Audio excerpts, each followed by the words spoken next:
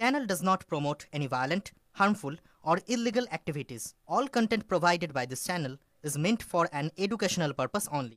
আজ এই বইমেলার শেষ দিনে সকাল 10:30 থেকে শুরু হলেও বসে আঁকো প্রতিযোগিতা। 3টি বিভাগে চলে এই অঙ্কন প্রতিযোগিতা। প্রথম বিভাগ 4র্থ শ্রেণী পর্যন্ত, দ্বিতীয় বিভাগ 8ম শ্রেণী পর্যন্ত এবং তৃতীয় বিভাগ শুরু হয়েছে 8ম শ্রেণী থেকে। 3টি বিভাগের 3 রকমের থিম। প্রথম বিভাগের যেমন খুশি আঁকো, দ্বিতীয় বিভাগের থিম বইমেলা এবং তৃতীয় বিভাগের থিম উত্তরের সংস্কৃতি। প্রত্যেক বছরের মতন এই বছরও প্রচুর ছাত্রছাত্রীদের ভিড় হয়েছে এই বইমেলার। বসে আঁকো প্রতিযোগিতার পুরস্কার হিসেবে প্রথম স্থান অর্জনকারীকে একটি রূপোর কয়েন তুলে দেওয়া হবে।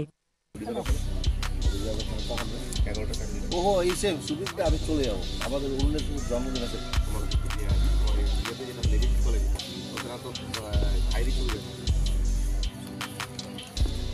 যারা এখন আসলে তাদের উদ্দেশ্যে বলছি, আমাদের আঁকা শুরু হয়ে গেছে।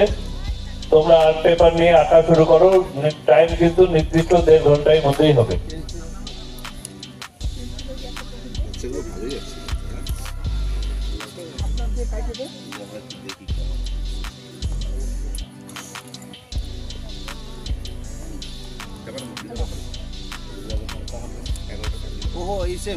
আমি চলে যাবো, আমাদের অন্যের জন্মদিন আছে পালন।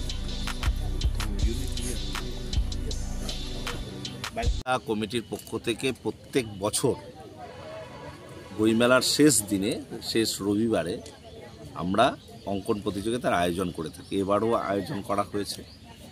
ইতিমধ্যেই প্রায় 3 শতাধিক ছাত্রছাত্রী তারা এই আঁকা প্রতিযোগিতা অংশগ্রহণ করেছে। 3টি বিভাগ, ক বিভাগ, খ বিভাগ, গ বিভাগ।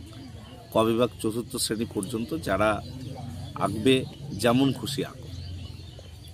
খ বিভাগ তারা আঁকবে বইমেলা এবং গ বিভাগ তারা আঁকবে উত্তরের সংস্কৃতি।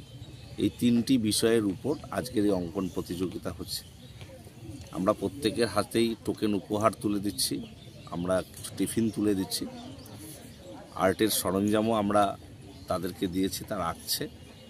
সন্ধ্যাবেলায় আমরা রেজাল্ট ঘোষণা করব, আমাদের বিচারকরা তারা সিদ্ধান্ত নিয়ে এটা করবে এবং সমাপ্তি অনুষ্ঠানে আমরা তাদের হাতে পুরস্কার তুলে দেবো ইতিমধ্যে। এবং যারা প্রথম হবে তাদেরকে আমরা সিলভার কয়েন দিচ্ছি এবং বাকিদের হাতে বই তুলে দেওয়া হবে। আর সবাইকে আঁকার সরঞ্জাম টোকেন হিসাবে সবার হাতে তুলে দেওয়া হয়েছে।